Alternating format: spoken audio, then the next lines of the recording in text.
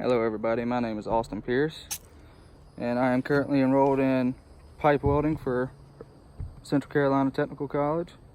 I've completed basic fabrication welding and got my certificate for it. I will be graduating in August with an associate's degree in applied science with a certificate for pipe welding as well. And today I'm going to show y'all one of the tools that we use quite frequently in welding.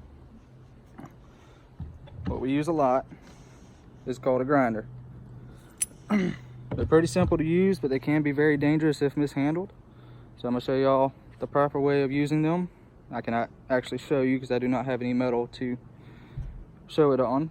But I'm going to tell you all about the safety of them, what to do, what you should not do, and what you should be wearing while using them. What y'all should always be wearing while using them is you should always have a safety glasses on and a face shield, typically just a clear lens face shield so you can see what you're doing. As far as when you go to use them, you always want to make sure you have them plugged into the right outlet, which typically most of them are a 120 volt outlet. But if you are unsure, there's always this label right here that tells you everything about it that you need to know. Like for this one, this is a 4.5 inch grinder. It is rated for a 120 volt outlet and 1200 minimal rate rotation per minute RPM. So you do not want to go anything lower than 1200 RPM for your blades, which they will always show you. Like this one says it right here at the bottom, says it's rated for 13.3 RPM. So this will be fine to use on that. There's many different discs you can be using while using it. It all depends on what you're trying to use it for. Like this right here is a cutoff wheel. You can tell it's very thin. It's a 1/16 of an inch thick, and it is used.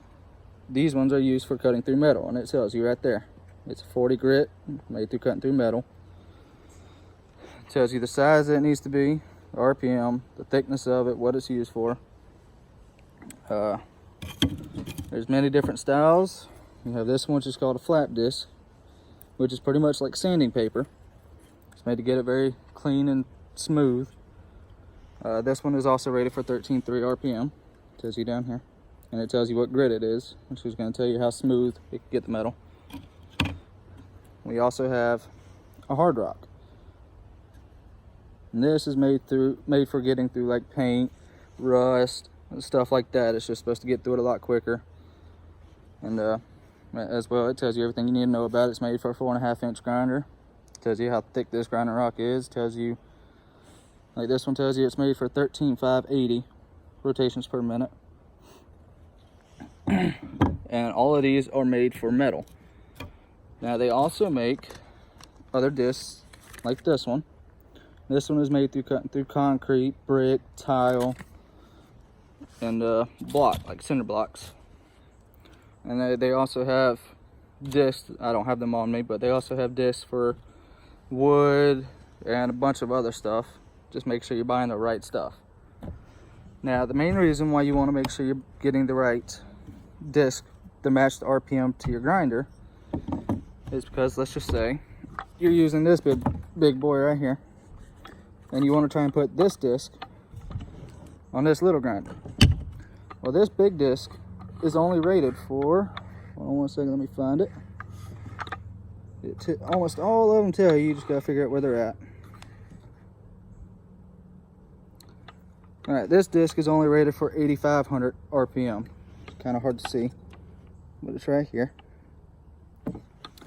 So if you were trying to put this big giant disc, which is only rated for 8,500 RPM, on a grinder that's gonna try and spin it at 12,000 RPM, it'll cause this to vibrate so hard, it'll actually shatter and send it coming back at you, which can end very, very badly. It'll actually go straight through you and could possibly kill you. So you always want to make sure you're matching your RPM and your voltage, because if you plug this into a 240 volt outlet, you can very easily fry up your grinder. Now, when you go to use them, you almost always want to make sure you have your handle. In some situations, you have to get in a spot to where you cannot have the handle. So you always want to make sure you just keep your hands back while you use it and make sure it's not going to kick back at you.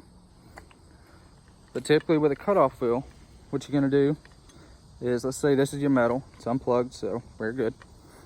You're going to want to make sure you have it straight down onto it. You do not want to be trying to cut in at an angle, because it can very easily get pinched and then break the blade and get this sent back at you. But this grinder spinning at 13,000 RPM with that thin of a blade will really do some damage to you or somebody around you. So always be cautious of how you're using it. Make sure you're using it right. Now most jobs, let's say you're using a hard disc or a flat wheel or a flat disc like this, most jobs require when you use it to be grinding flat. They do not want you to be using it at an angle, because then it could very easily shatter.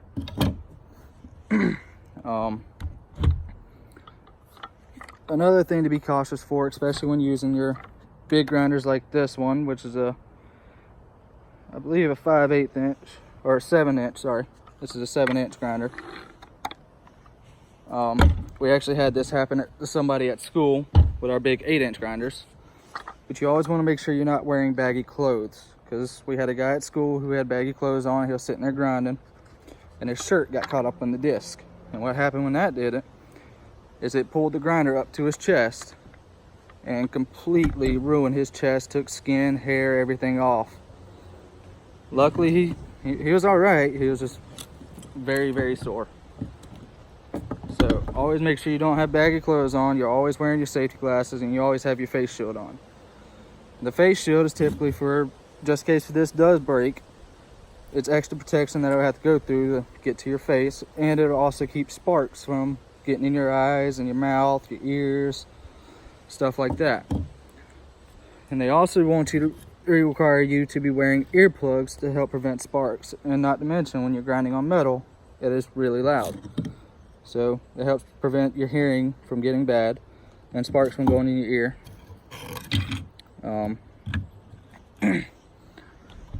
Different grinders will require different voltage output, so always make sure you pay attention, because if you got a 240 volt grinder and you plug it into a 120, it is not going to work, because it does not push enough power to your grinder.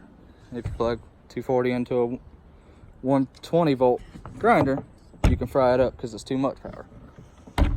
Now other than that, that's basically it. You know, just always be careful of your surroundings. Make sure you're not throwing sparks at people, and make sure you're grinding everything right to prevent discs from breaking. Other than that, that is how you use a grinder. If you have any questions, feel free to ask. My name is Austin Pierce. Hope y'all have a wonderful day.